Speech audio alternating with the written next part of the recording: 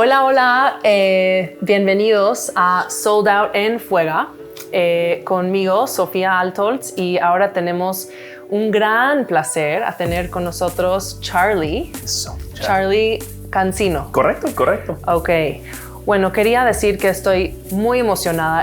Lo que va a pasar hoy es, la verdad, quería a conocer a Charlie primero de todo y también crear un par de tenis que él va a usar en un evento muy especial que vas a contarnos, ¿verdad? Así es. Justo ese podcast vamos a intercambiar poquito entre English y español, tal vez italiano. Chance mezclamos un poquito de portugués. Podemos hablar en F también. Perfecto. Si quieren, todos los idiomas que necesiten. Perfectísimo. Bueno, quería empezar. La verdad, bienvenidos, Charlie. Gracias. Super excited to have you.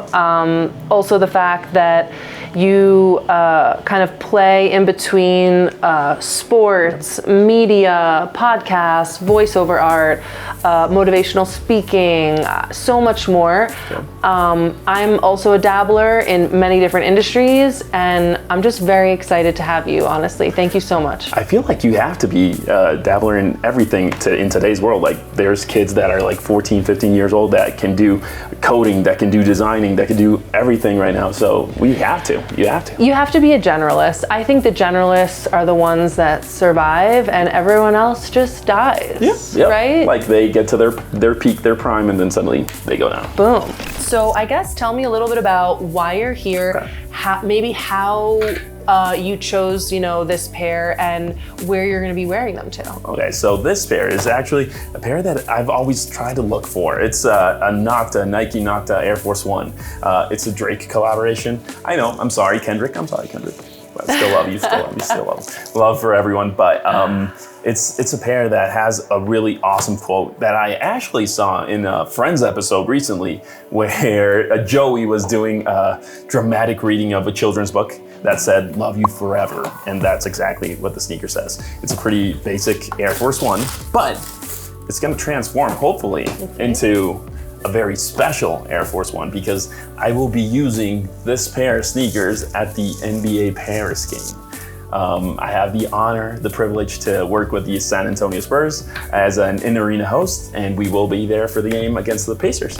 You are going to be announcing at this game in Paris for the Spurs. Yep. What do you want to represent on your sneakers? I feel like there's a side of me that always wants to represent my country. I love Mexico. Being here, being from here is an honor as well. I feel like there's so much to our culture that I want to bring somewhere else. But also, I want to appreciate being in France. So I kind of want to mix in a little bit of French Mex, if we can, and try to see if we can create something cool.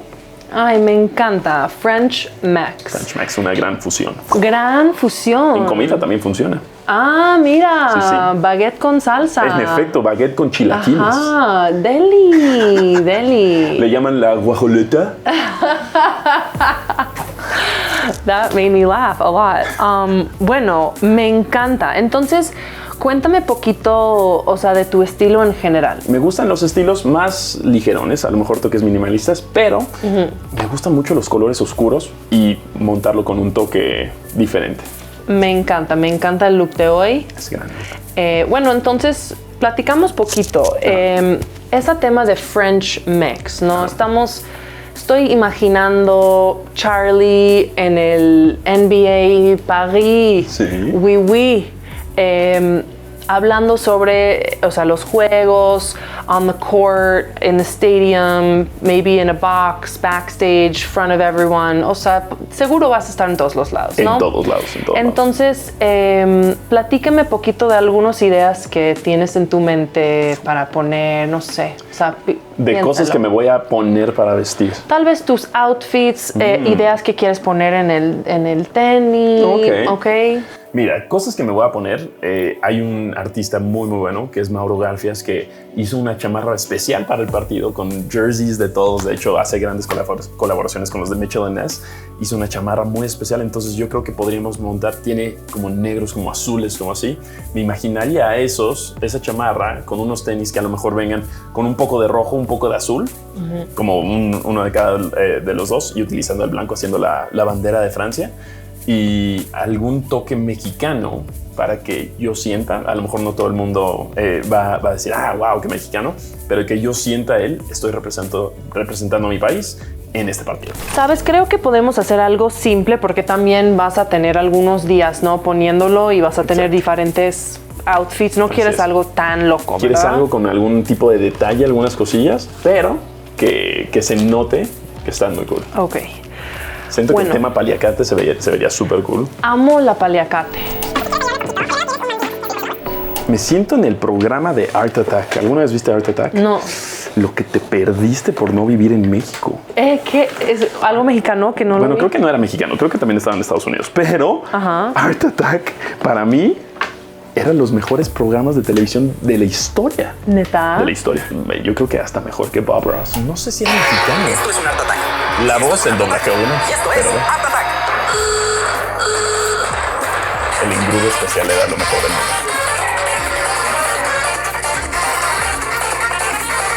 Un cumbión que deberían de poner para eso. Y dijiste que eres una persona creativa. Considero que soy una persona creativa. O sea, estás haciendo contenido, pero... Claro, creando con formas diferentes. Algo que me gusta hacer es buscar las formas más sencillas de crear cosas nuevas. Por ejemplo, cuando nos vamos a eventos NBA y así, procuro yo ser el único grabando y creando todo desde el celular.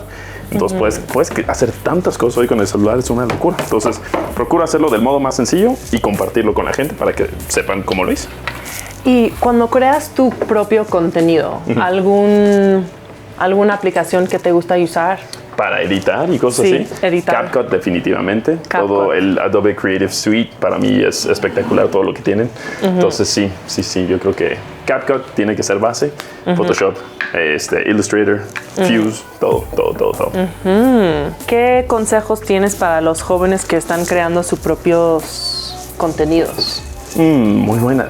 La gran mayoría de personas en el mundo te va a decir, ¿por qué estás intentando ser creador de contenido? ¿Por qué estás intentando ser influencer? Dedícate a lo que haces. No.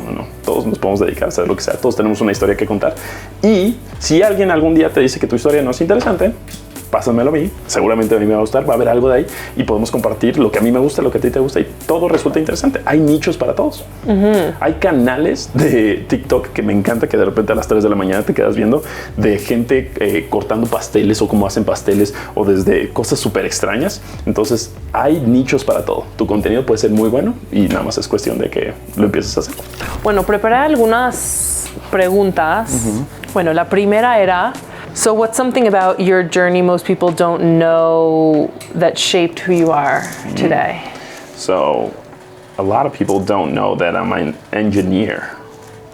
I studied industrial engineering Okay. when I was in college. And yeah, so a lot of people think I studied communications, given what I do. But yeah, I feel like it's always a fun fact saying that, oh yeah, I'm an engineer.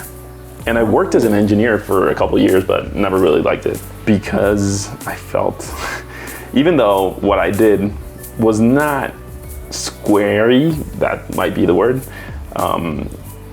there's a lot of people that wanted to fit me into like a square. And I'm like, I want to do a lot of stuff. Yeah, you want to be a circle. Yeah, exactly.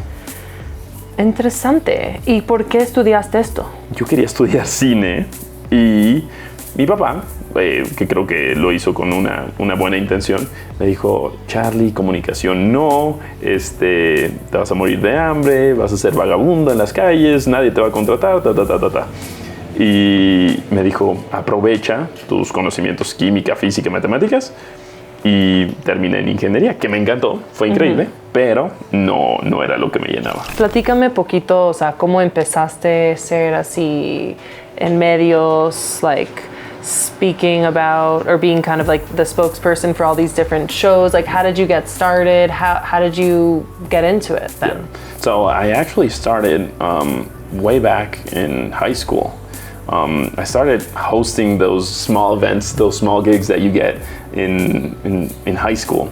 And I was like, yeah, I love this. Then I got to college, and even though I was in engineering, I always spent a lot of time on the communication side of college. So yeah, it started off as a kind of like a hobby, something to just work around with. and then it developed into something bigger. So I started hosting every single event at my college, at my university. And then I got a call up from a friend, Ileana Jimenez, who told me, dude, do you want to do something about sports? I know you like sports. I know you like this, then that. And she brought me into the NBA 14 years ago now. Wow. So yeah, that's how the relationship started. I always say there's no one in the sports industry that has been more of an angel to me than Ileana Jimenez. Ileana Jimenez is a legend, and we get to host probably every single Mexico City game together, and that's awesome. So they're basically your stepping stone into the industry. She is the first person that brought me into it and introduced me to my guy, Adrian Alvarez. Adrian is one of my best friends now, but we started way back, just some clinics, some races, some events together. Then we started doing basketball operations, anything he needed. I love basketball. Basketball has always been a passion of mine. I still play. Do you play? I do. Where do you play? In really bad leagues now, but I used to be a little bit more professional. I played through high school, college, all around. So yeah. Do they welcome women? They do. Really? Of course. I'll text you about that later. Oh yeah. Walk me through like your day-to-day. Like, you have events, you said you hosted stuff on Spotify, you're with Amazon and NBA right now, you're going to Paris. Like, walk me through like things that you're doing on the day-to-day basis, just to get a sense of like, do you have a routine? Like, do you go into an office? No. I work from home. I do probably 60% of what I do is with the NBA, both locally here in Mexico and with the New York office. So I work kind of as an outsider, freelance, if you want to say that, where I do content for the elite program. That's NBA academies, junior NBA basketball schools, and that's, for me, it's really, really nice because I feel like it's a responsibility that I like to have of helping a younger generation communicate their dream of being a basketball player, something I would have loved when I was younger, right? So I do content for NBA Elite. I host a ton of events with NBA Mexico here, with some teams around the US, especially with the San Antonio Spurs. That's why we're going to Paris.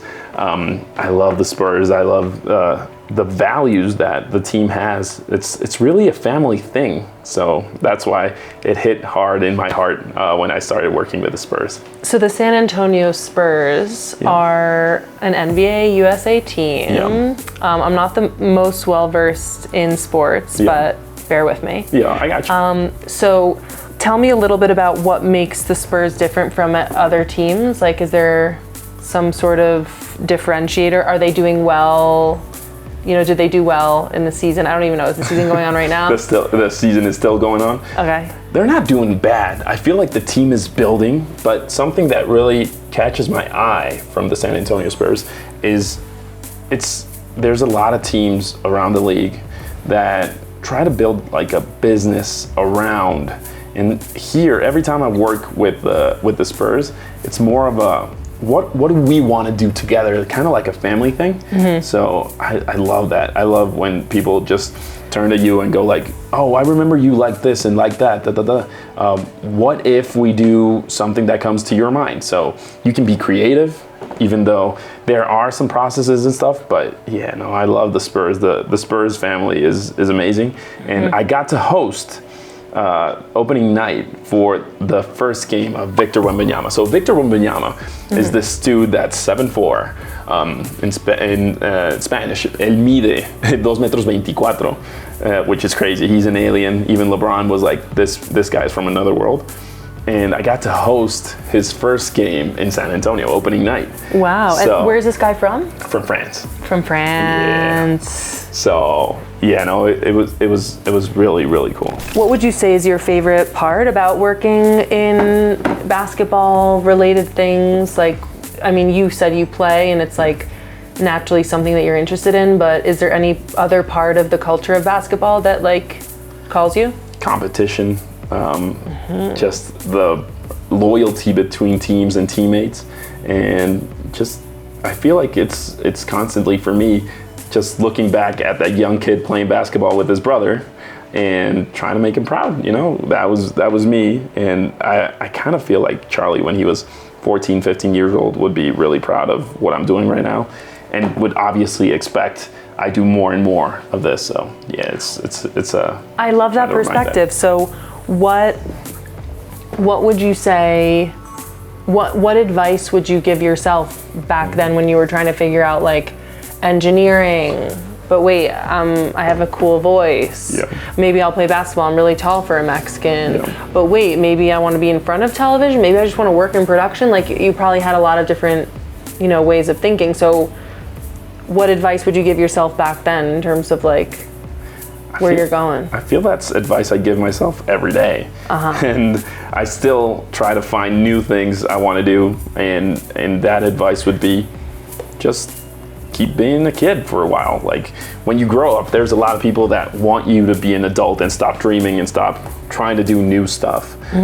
But if like Stan Lee made his first comic book at 49 years old, the creator of Marvel Comics. Yeah, true. He did that when he was 49. Why can't we keep dreaming or trying new stuff when we're 30, when we're 40, when we're 20, when we're 10? When we're 34. When we're 34, right? So yeah, that's a little bit of what I try to tell myself every day. Like if there's a new challenge in your life, try it out. Why just stay with one thing? I love that. So yeah, we were talking about being like a generalist and tapping into different types of things, which it seems like you do super well. Yeah. I'm gonna use this quickly. This is what we do, by the way, to dry and then do another capa. Okay. So it comes out like more smooth. And what happens if I fuck up? ¿Qué pasa si la regamos en la vida? We can borrar very easily with acetona. Eso es lo que pasa en la vida. La puedes cagar, la puedes regar, y no pasa nada. So I am so bad at following sports, and it's pretty ironic how you and I connected. You want to talk a little about how we met? I'm gonna say it how it is, though. So she is Shaq's girlfriend. That's what we know. She is Shaq's, not Mexican, but from Mexico, girlfriend from Mexico. Yeah. And so we met at this Shaq event where Shaq came over to Mexico to bring his shoes, and was just an amazing event. And I met Sophia when she was, she brought some sneakers for Shaq, some special sneakers. And I remember Shaq just saying, "So this is my Mexican girlfriend." And I was like, I love Shaq. It was the best event ever. Yeah, best moment of my life. How did your husband feel about you having a huge superstar boyfriend now? That's a great question. Jack, my husband, loved it. He knows my personality and he's proud of my personality, and he knows that I'm always out there connecting with people. And like, honestly, I think when you're like married or in a relationship, like it's not like you're passing this line where you're being inappropriate. Like everyone knows when you're passing that line and when it's like fun and games. Like, and the truth is, when you have that trust with a partner, like these types of things are just like fun and games, they're more entertainment. Yeah.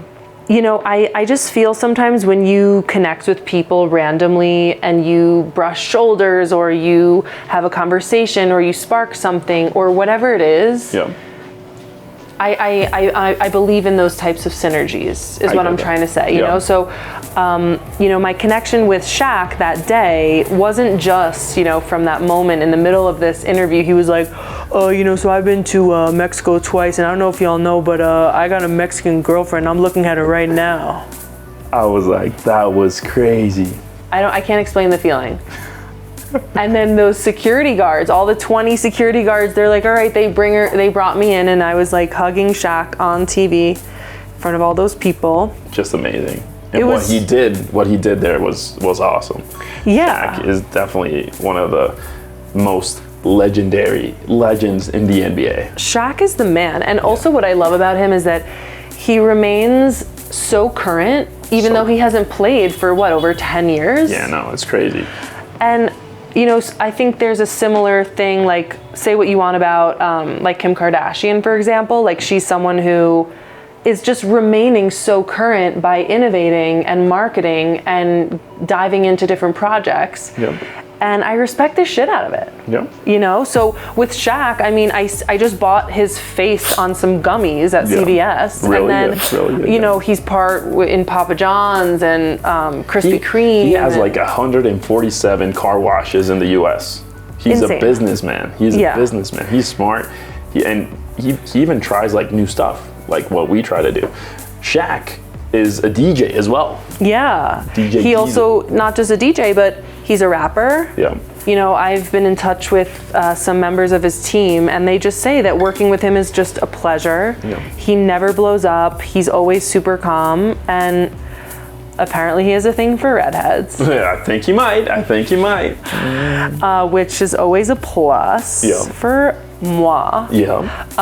But anyways, I really loved that whole day because it just showed me how willing he is to just be jokey and funny and not take things also too seriously, you know, like that. I loved that about him. I want to tell a story, probably something that people did not see in social media about Shaq. Go ahead. We were at this event in Coppel where he was just presenting his new shoes that Coppel is bringing over, and he started taking photos with fans and people that came in, and then suddenly he's like, "All right, we're out," and I was like, "Okay."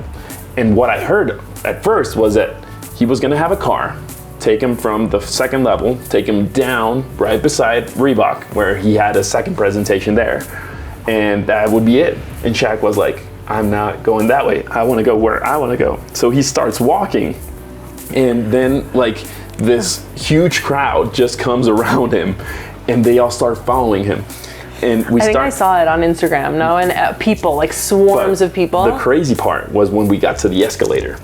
We started going down, and the escalator started speeding up, like it was losing control. There were so many people at the escalator that it was just wild. And I was right behind Shaq, and I was like, if I die right now, I don't want to die just jumping over Shaq. So I was like, if I'm gonna die, I'm gonna jump that way, keep Shaq safe, and I'm gonna go that way. So yeah, that's the. So you're Shaq's savior. No, I'm not. Okay. That was definitely a God thing. God was like, I'm gonna save you guys. There were too many people, and that's how it works. Okay, should we give these a try? I think so. You're not bad, eh? Not so bad. I kind of fucked up like twice. No. That's I mean, fine. we're gonna clean this up. Yeah. And there's on the other side, there's another. Don't worry. Pero así es la vida, gente. Cuando la cagan en la pintura, se arregla en 2 segundos. Siempre hay alguien que lo arregla. What are some like professional goals of yours or like North Stars? Interesting. I wanna create a sports complex, a basketball sports complex. What does that mean, a sports complex? So I want to have a small arena here in Mexico. I don't want to say where before everybody gets to see it. But it is coming up where people can come and learn about basketball in different ways, where you can have people just exercising. If you want to do like CrossFit, I will call it basketball fit, where people can come work out. Even though you're not a basketball player, you can do some routines, some drills that can build up in some way. And I kind of want to find ways to bring in basketball to everyday life. Okay, so basketball is the focus. Basketball, no, I feel like if it's healthy living through basketball. I love basketball. It's been around my life, my entire life. So I kind of want basketball to be a part of a lot of people that you might be a casual fan, just somebody walking around the arena and be like, oh, I want to work out, come here. Oh, I want to buy something, come here. So yeah, it's have something that brings people towards basketball without you having to be a core fan. So like a physical space. Physical space. Okay, and you would offer different types of like either education, culture, workouts, like basically everything around basketball. Yeah, but with a lot of values added to it. So it's like, okay, you can come in, but there has to be something of volunteering or helping out in some way to really merge in with the ideas of what I have. Basketball through helping, basketball through working out, through a healthy life. So yeah. Okay, so you want to really bring in that the volunteering part of all this, right? Yeah, I love volunteering. Volunteering has to be a part of what I do in everyday life. And yeah. tell us more. Like, what things are you doing now that you're proud of, or? So I feel like there's a lot of charities that I love to work with. I love to help out, but it's the smaller things that really get to me. It's like whenever, I don't know, I meet a kid I'm playing basketball with, and I see like this kid, he's like, oh dude, I love your sneakers. Oh, you can buy them, blah, blah, blah. And he goes like, oh, I can't buy them. I'm trying to save up for something else, or I'm paying through school, or I'm helping out. Or I see somebody that does amazingly well at school, and I see that he's in basketball life as well. I try to help out in different ways. So I like to do small things that people might remember, but just for one person. And you don't have to share it on social media. It's more of, I see there's something I can help you out with. Let me try and do something for you. And I kind of want to keep that in what I do every day. That's so great. I think sometimes in Mexico, if you live a certain quality of life here, like a lot of people forget that there's so many more people in Mexico. I mean, millions of people that need something or other. Yeah. And it's so important to remember to give back, you know, and help. I mean, that's so beautiful. And you can do it anywhere, anytime. So I'm going to kind of make the general structure, and then you can fill it in, like with some of the things here, right? Do you feel good about that? I feel good. Okay, so I'm gonna first structure out some of these paliacate bandana elements. Yeah. And then, I mean, you could see there's like some different lines, some circles, like petals, Love right? it. Love it. I told you what one of my my goals are for this year is to sit courtside at a game. There you go. So we'll have to bring to a Capitanes game. Oh my gosh, with Jose. Juan Toscano. Juan Anderson. Toscana, Juan not Toscano. Jose. Juan Toscana. Juan Toscano Anderson. Super cool. I was And with looking Juan him up. Jolote. Do you know who Juan Jolote is? No. I'm going to show you Juan Jolote. He's the most sexy guy in the arena. Is he? Like, yeah, he's definitely sexy, number one. Juan Jolote. So what's like the culture, like the NBA players, or not NBA? Ay, he está feo. No, no está feo. No. Feo. Mi Juan Jolote de toda la vida.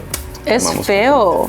No, no es feo. Es un ajolote. Es un ajolote. ¿Sabes qué es un ajolote? Sí, it's like those lizards that reproduce their own limbs when they get hurt and stuff, ¿no? Yo lo hubiera dicho un modo más bonito, pero sí, si quieres.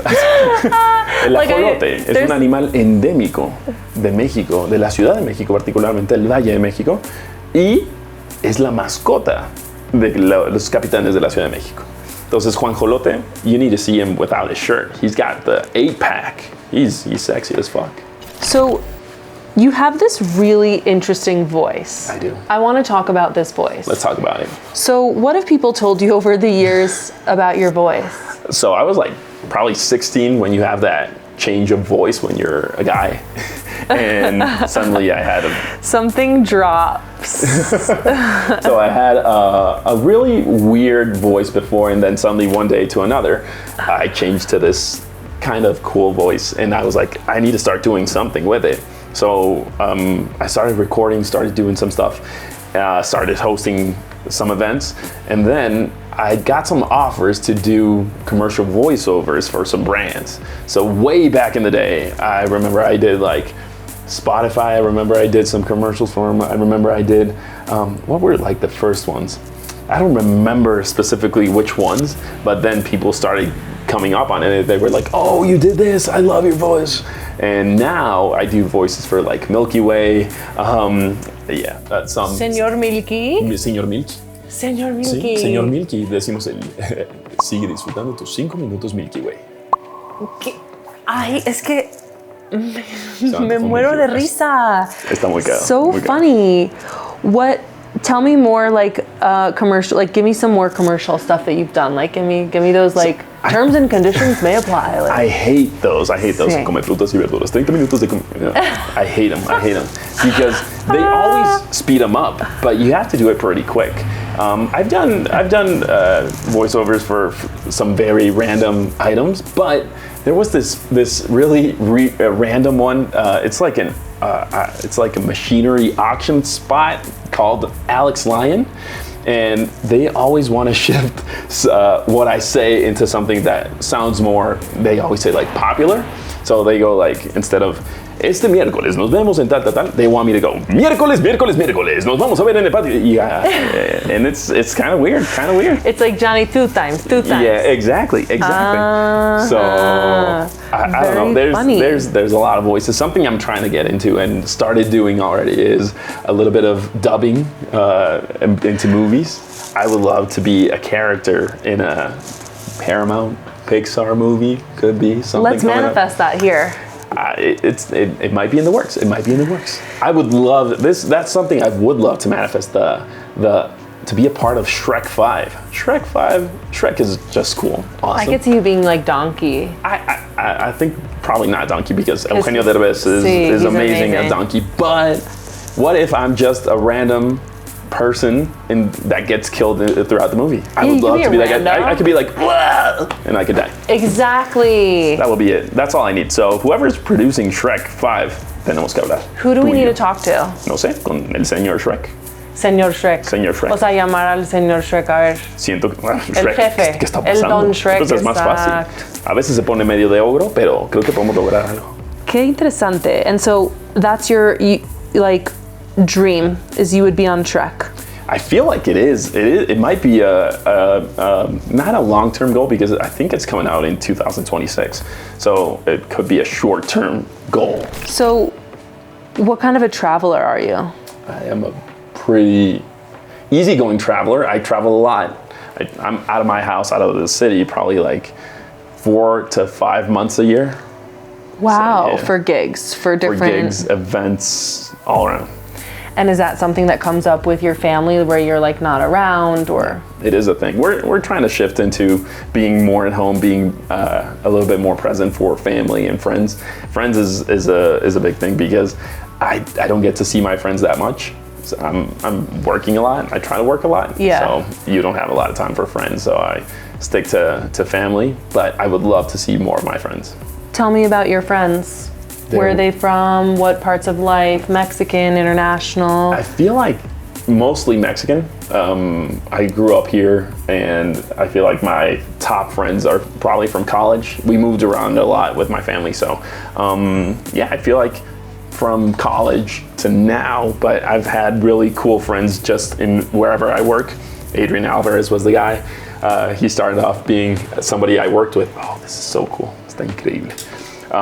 And he became one of my best friends, and people from college and people from gigs. So yeah, no, you get to meet a lot of really cool people around the world, and you also get a chance to see the realness in people. And absolutely. When you get to my age, it's 34, you start seeing, people you want to have around you and people that you might not want around you. So yeah. So were there maybe times where you had to get rid of some friends or make changes? Like, tell me more about that filtering process. I feel it's not that easy to really filter out friends, but you do have to make time for those that you want to keep around, you know? So I see. So you're not an active saying no guy, but you're like, how can I be more active in saying yes to the ones that you want to keep? Yep, exactly. Interesting. Yeah, I definitely feel the same. Like, I mean, I'm going through this phase where, you know, when I first came to Mexico, I was all about like going out, learning more Spanish, making more friends, expansion. Yeah. And I feel like now running a business and thinking about family and home and just being more settled, it's like I have to start saying no more. I'm like less available to many people. Yeah. So that's definitely something I can relate to, although I feel like I have to say no more. I feel like in Mexico, people don't say no. We don't. We are yes men and women. We love to be available and to not lose opportunities, you know? I find that to be so crazy. It is very crazy. Like, it's definitely something that comes up with me and my husband. It's something that comes up also at work. Like, I feel like it's just so important to be able to say no. And if you can't, I mean... It should be, but honestly, that's also a way we live. It's a lifestyle where we try to say yes as much as possible. and work every day. Yeah. So tell me about like your work ethic. Because I know I was researching you, of course, and I was seeing some things about your spot on like getting out of laziness. Yeah. Cuéntame poquito, o sea, de la cultura mexicana en general. Yeah. O sea, ¿cómo ves la ética de trabajar? Y no sé, cuéntanos, o sea, ¿cómo trabajas? Yo soy una persona que le encanta trabajar, le gusta, y aparte de todo, en lo que hago, siento que es súper apasionante. Y me gusta que la gente esté contenta y esté satisfecha con lo que hago todos los días. Entonces, me gusta ofrecer, si estoy, por ejemplo, grabando contigo, ofrecerte mi tiempo y decir, vamos a hacer esto y vamos a hacerlo bien. No, aunque esté cansado, que venga de otros eventos, vamos a hacerlo bien. Entonces, eso es lo que me apasiona a mí. Y mi ética laboral es un poco como Kobe Bryant. Kobe Bryant inspiró muchísimas cosas en mí, muchísimas. Y a ver, cuéntanos. Kobe Bryant acostumbraba decirle a su esposa que si un niño pagó no sé cuántos dólares o ahorró tanto por venir a verme, ¿cómo no voy a jugar? ¿Cómo no voy a salir y dar mi 100? Entonces, para mí, eso fue si alguien está pagando por venir a una conferencia mía, está en este evento, está haciendo tal, ¿por qué no dar el 100 en todo el momento, en todo momento y lugar? ¿Y tú eres alguien, o sea, muy como profesional? O sea, ¿tienes como muy de correos electrónicos y formalidades, o eres como más informal? Sí soy muy profesional cuando ya estoy en el evento, pero creo que una deficiencia muy grande mía es que soy muy malo dando seguimiento. Por ejemplo, WhatsApp, soy pésimo contestando, pésimo. Y lo lamento mucho para todos aquellos que me hayan mandado WhatsApp porque sí, soy muy malo. Pero creo que lo compenso en darle un toque muy profesional y muy al estilo de lo que la gente necesite. If you could live anywhere not in Mexico, where would you live? Oh, that's crazy. Okay. I would love, obviously, to have the opportunity to go back to the States. The US is really, really cool. But I feel I kind of want to live in Costa Rica. ¿Por? Costa Rica es una vibra espectacular. Pura vida, May. Pura vida. Pura vida, May. Y tienes el contraste de ambos lados, de ambos mundos, donde puedes conocer al hippie surfer y puedes conocer el lado profesional. No sé, me encanta Costa Rica. Entonces, Costa Rica podría ser un gran lugar, creo que sí. Where in Costa Rica? It has to be on the Atlantic side of Costa Rica because it's way more chill. El Arenal, Puerto Viejo is just beautiful. Puerto Viejo, Pacuare, there's a really, really cool spot, Lake Pacuare. But for someone who works so much and is traveling and has all this action, like Costa Rica is quite chill. It is very chill. Like, are you a beach bum kind of guy that would just like be, you said you never go barefoot. I don't go barefoot, but I could have really cool slides. I could have really cool sliders. Yeah, of course, come on. But on the beach? You can have slides. I don't know. I think if you wear sliders on the beach, that's a recipe for disaster. I mean, it works. I guess it works, but yeah, I get what you're saying. But I kind of want to be chill when I'm at home. And then when I travel around and do all the stuff that I do, I shift into this other persona that's actually called Charlie Peligro. But it's funny because, o sea, Charlie Peligro, o sea, lo que yo entiendo es alguien peligroso, pero you strike me as this like friendly giant guy. I am, but you will know immediately. What are you dangerous about? Everything. You don't want to know about I mean, we know you're dangerous with the dad jokes. Yeah, but no, that's pretty much it.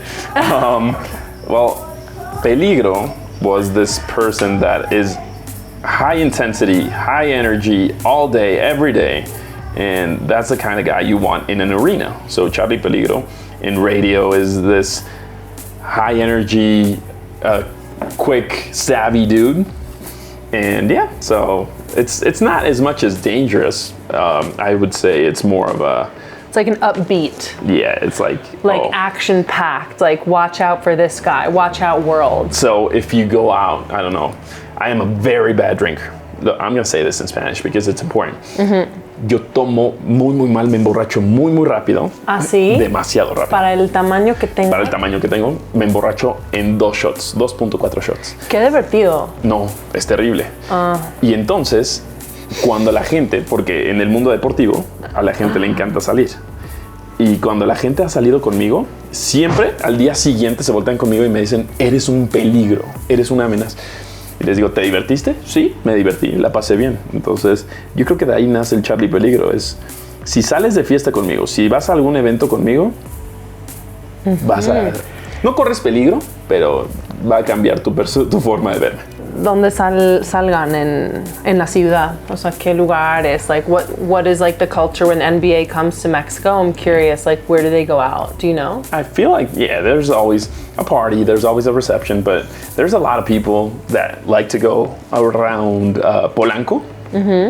So Polanco is a really cool spot for them. You can walk around. It's pretty chill. It doesn't really have a specific spot, but you know they're going out.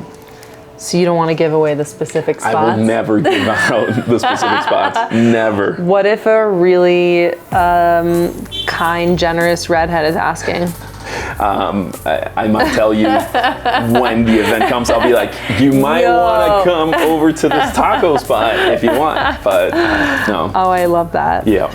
Tell me more about what you see for the NBA in Mexico. Like what, I feel like there's a lot of hype, there's things coming.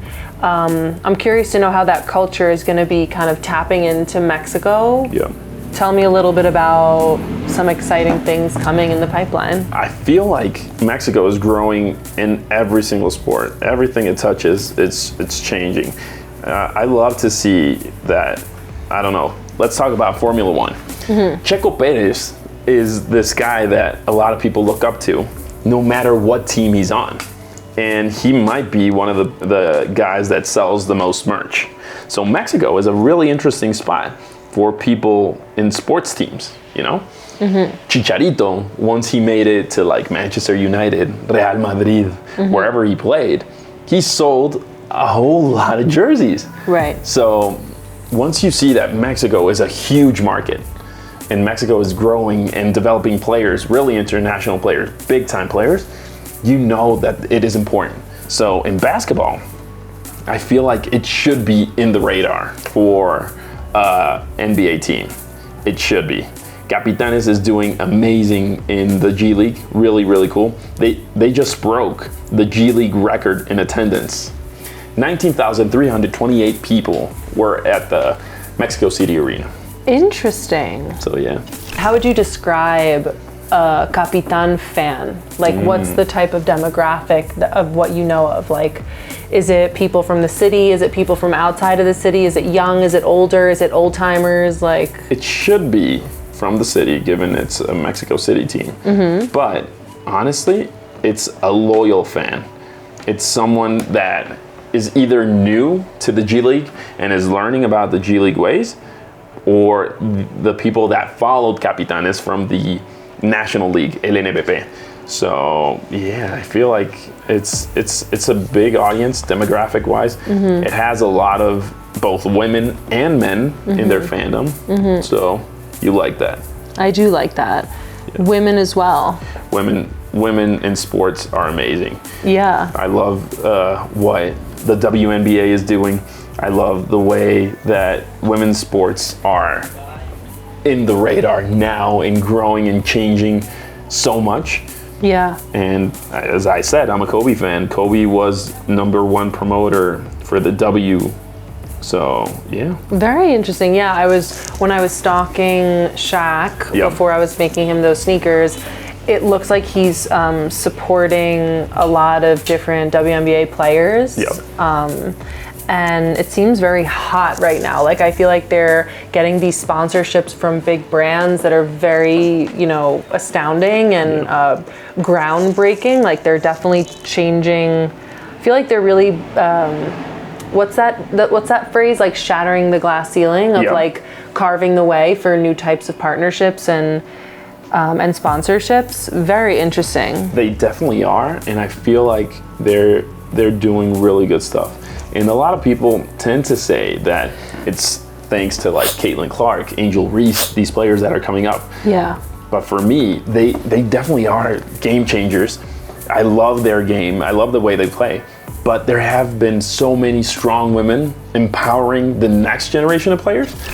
So tell us about how you landed your deal with Amazon. Interesting. Okay. And as I always say, it's always thanks to somebody talking good about you. So I once got this call from some friends in the NBA Mexico office. They were like, "Hey Charlie, so I spoke to this guy from Amazon about you. I think you could do really well with this project, blah, blah, blah." And I was like, "Thank you for putting in the good word." And a couple months later, Amazon called up and was like, "Oh, so we want to do this. Would you be willing to da da da da da?" I was like, "Of course, this is a dream. Let's try it out." And then I got my first NBA game, I think it was October 26th. I started off the season for Amazon Prime as a commentator, and it was literally a lifelong dream. Just talking about basketball, talking about players, something I already knew about players, and sharing my insight. And it's been amazing. It has had ups and downs, obviously, because there's a huge learning process, but it's beautiful. Tell me a little bit about that learning process. Did you make mistakes like on camera? Like, something stupid come out of your mouth or something? Like those like there's always stupid stuff coming out of my mouth, but I feel like it wasn't much of a, oh, what did I do? But I feel like I started off, I've been working with the NBA in different ways for 13 years, and I've always said that I know so much about basketball and blah, blah, blah, and experiences, and that image of myself changed so quickly, so quickly. Yeah, you're like, shit, I know nothing. I know nothing. The people I work with, Álvaro Martín, Coach Morales, Enrique Garay, Omar Quintero, Jimena Rodriguez, all of them are so involved in the game. They know so much about it that I learn from them every single day. Yeah. So what I thought a year ago of, oh, I definitely know more than 95% of people in basketball. Yeah, you're like, I'm nobody. I know nothing. And I learn from them every day. And I love the availability that these geniuses, these legends have to help us learn. So yeah, that shifted pretty quickly in my life. I remember I had this moment with Alvaro. We hosted our first game together in person, and he brought like a stack of paper. And I was like, what? I was like, you could do this with a computer. So I was inside my mind, I was thinking, I'm gonna do this so quick, blah, blah, blah, blah, blah. And Alvaro, every single time he wanted to hit on something, he either had it in his mind already, or he was like flipped to the exact page where he knew that information was, and he was like, blah, blah, blah. And he knows so much about the game. He probably knows like 100% more than what I know. So yeah, no, learning from him, being open to a new way of looking at stats, a new way of reading stuff, of preparing. It's crazy because these guys have been doing this for over 30 years. Yeah. And they prepare for every single game. They study the game. How are we doing here? I don't know. How do you feel I'm doing? I feel like you're doing unbelievably. I would like to switch. All right. We're gonna switch shoes quickly. Okay. And you're gonna kind of start filling in some stuff over there. I'm gonna start touching up and doing some stuff over here. I'm gonna try to not fuck up what you already did, which is beautiful. But yeah, all right. So very interesting. So I have kind of an out there question that just came to my mind. So AI. AI, love AI. Is AI gonna put someone like you out of business? Never. Never. People always ask me about my voice. Yeah. And they go like, dude, you have to be careful with what you upload and blah, blah, blah. Okay.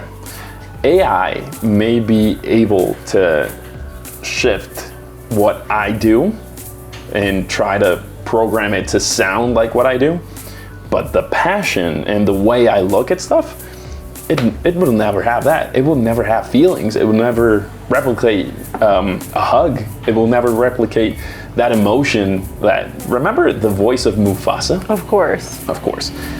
Do you think AI could beat that emotion? That first time that you heard a Simba? Never. So in the future, do you think we're even going to need commentators? I think we will. You always will. Because the emotion that tech does not have. I love AI, by the way. I love it. And it can be helpful, but it will never replace the time. Whenever a computer hugs you or kisses you in some way, you will never feel the same emotion. I heard that people can now even buy personalized girlfriends, robot girlfriends. That I heard. So whenever you have a girlfriend kiss you in real life and then a robot kiss you, you will never feel the same thing. What we are as a society, as humankind, is exactly that. We are faulty. We are not perfect. We are beautiful in different ways. Yeah. Society tends to bring us to the same things every single time, try to be the same specific person, but you never will. Are you a spiritual person? I am. What kind of spirituality? I am a Catholic person. Really? I am. How does that play a role in your day-to-day life? It is what I do. It is my breath of hope every day.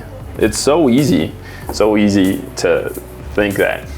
Imagine saying anything bad happens, it's because somebody is managing it in some way. Mm-hmm. And if anything good happens, it's because somebody said, okay, cool, go with it. So for me, it's been a breath of fresh air in what I do. Not a lot of people talk about like their spiritual life.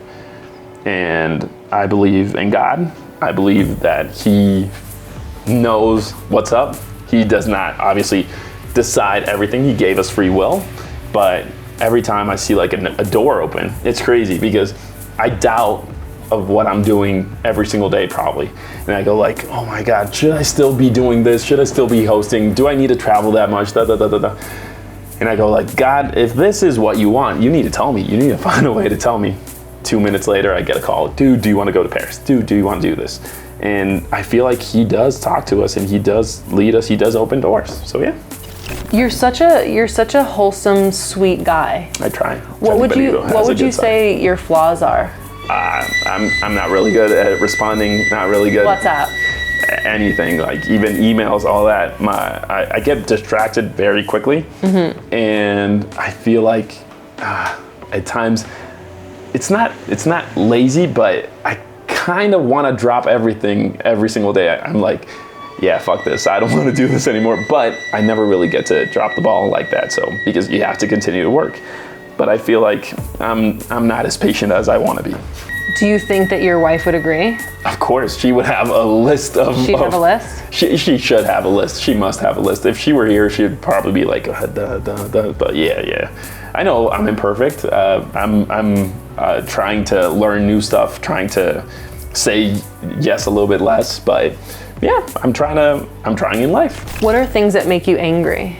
I kind of like following rules at times. And there's very stupid stuff, even like people driving can get me pretty mad. So you're a road rager? Yeah, probably. Yeah. I probably won't put my window down. ¿Qué haces, pendejo? No, vaya que le voy a decir a cualquier persona, en cualquier momento le voy a recordar a su mamá, a su abuelita, a su bisabuela, de ser posible, si veo que no están manejando de modo correcto. Ah, sí. ¿Neta? Sí, creo que exploto ahí en el coche, es un tema. El claxon y yo somos uno mismo, entonces sí. Entonces ahora entiendo el Charlie peligroso. Charlie peligro, exacto. Y otra cosa que también me pasa muy seguido es que tomo decisiones de manera muy impulsiva, como que dejo y voy y muchas veces no lo pienso. So you're impulsive. Yeah.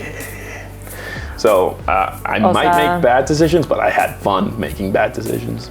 So what's like some recent impulsive decisions you've made that you regretted? I don't normally regret them because they always have like, of them. Yeah, because They're your exciting. decisions take you to where you are right now. Because a bad time could end up being a good joke. So once we were in Puerto Vallarta, I was on this speed racer thing, you know, the jet ski thing? Yeah. And suddenly the boat in front of us goes like, dude, turn everything off. I was like, that's weird. So I turn it off, they turn off their boat, and like probably 20 meters away, 10 meters away, I see a huge whale's tail just going floop. And my initial reaction was jump out of the jet ski and swim with the whale. And everybody started cursing and saying, what are you doing? Blah, blah, blah, blah. So yeah, no. Bad decisions turn into good stories. I'm all about good stories. Right? We love good stories. We love good stories. You're doing a way better job than what I'm doing. So That's we are finishing up. Bueno, tenemos aquí agujetas de color y también de diseño. No sé qué estás pensando. Tenemos estos. Estos se ven súper cool. Siento que tiene que ser un tipo de agujeta diferente porque obviamente me iría por los colores así, pero siento que eso sería como darle un toque básico a un par de tenis muy cool. Estos también está padre. Siento que esos creo que son tejiditos, colores diferentes y los colores de Francia. Justo. Me gusta. Me gusta. Ok. ¿Queremos charmcitos y así? Siento, o no sé qué opinas tú. Yo La sé verdad, que esto, sí. pensando, puede ser un 24 de un lado y Wemby del otro. Y ya, sencillito. ¿Te gusta? Me gusta mucho. Va. Tú haz el de 5 que vas a tener mejor pulso para esto. Entonces, ¿y dónde los pones? ¿Hasta adelante? O sea, ¿aquí va o va sí. afuera? Entonces, normalmente yo hago el de arriba. O sea, que Sí, lo pones por encima, ¿no? Ok. Luego vamos a sellar cuando ya está todo listo. También necesitamos afirmar. Oh, claro, por supuesto. Para no olvidar. Está. Y vas siempre por arriba, ¿verdad? Cruzas y por arriba. exacto. Y tratar de dejarlo como en el orden del color que va. así. Wow. Sí. Se ve increíble. Se ve muy bien. Qué chido. What is something you wish people understood more about the Mexican culture? That we are not just good food, good people. We are world class. Mexico is world class, and we're very open to learning and bringing new stuff. We are probably, I feel like we are one of the most creative countries around the world, and we can do great things. Great things. You're proud to be a Mexican. I'm very proud to be a Mexican. I love it. So you speak English because you've lived in the States. Yep. You speak Spanish, obviously, because you're Mexican, and Yep. you said you also speak French. French, oui. And because you lived in France as well for a little bit, right? We were there for some months, so yeah. Amazing. We picked it up. And my grandfather was in the military, and then right after that, when we were there for some months, we got into school. We had the opportunity to be in a private school here in Mexico, and they have French as a third language, which was amazing. Very cool. Yeah. Check these out. Do I need to put this in? I No, didn't because I didn't. like the lace. Yeah, me too. Yeah. All right. Está cabrón que nada se me complicó más que poner unas pinches agujetas. Sí, es muy confuso. O sea, el de... It should be easy. It should be. You seem like a very well-rounded, like you seem good at a lot of different things. I try to be good. I know I'm not great at stuff, but I try to be good. And you painted well today. That was not bad. That was all thanks to my kindergarten teacher. Really?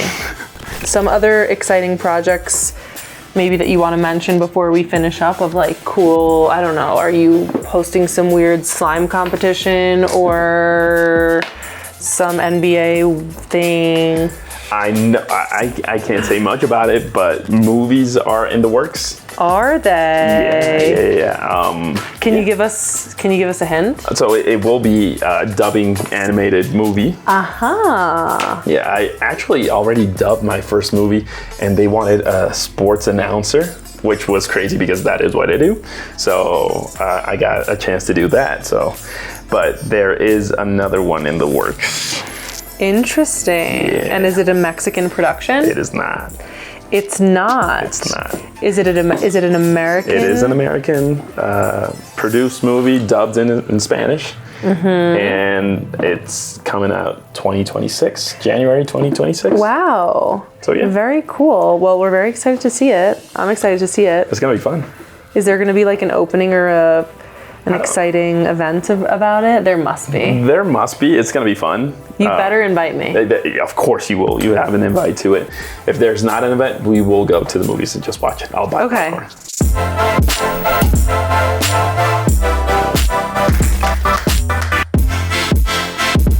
Qué padre era todo el proceso de creating together, talking about a lot of stuff, spirituality, religion, parenting, relationships, work ethic, cultures. With some dad jokes in between. Right. Some of them. Of course. Couldn't miss them. Yeah.